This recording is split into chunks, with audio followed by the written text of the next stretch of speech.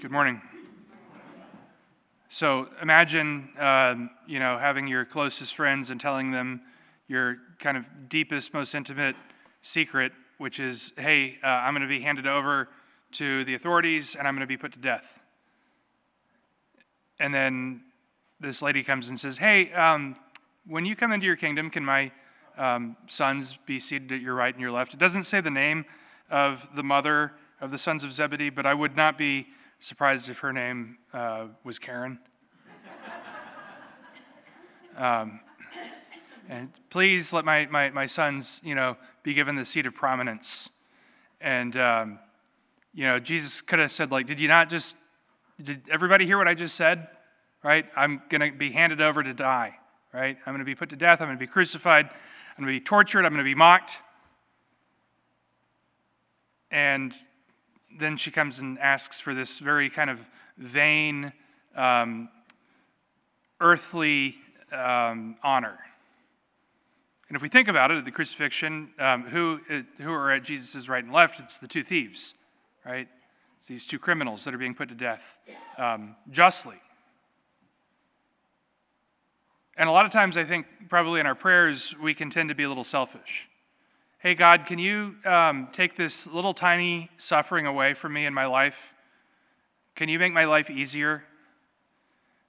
Jesus, can you help me to avoid the cross? Jesus, can you help me to not have to worry about the weight and the burden of the cross? Jesus, can you help me to not have to have nails driven through my hands? Can you please make it so that a spear isn't thrust through my side? Of course, these things figuratively, right? Lord Jesus, can you please make it so that people are nice to me? Can you please make it so that I don't have to go through hardship? Can you please make it so that I don't have to suffer? When in reality, the prayer should be, Lord Jesus, help me to lean into the suffering. Help me to be able to suffer with you. Show me that suffering has meaning. Show me that after suffering, there is newness of life.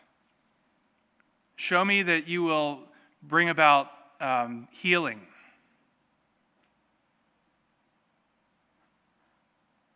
Not so much worried about the things of this world. Not so much worried about our place, where we sit, whether we're noticed, whether we're given honors, but rather that we are united to Christ. So not so much, Lord, let me sit at your right or at your left, but Lord, let me be upon the cross with you. Right? Let me be united in your suffering. Nail my heart to the cross. We say that in the Stations of the Cross. Nail my heart to the cross.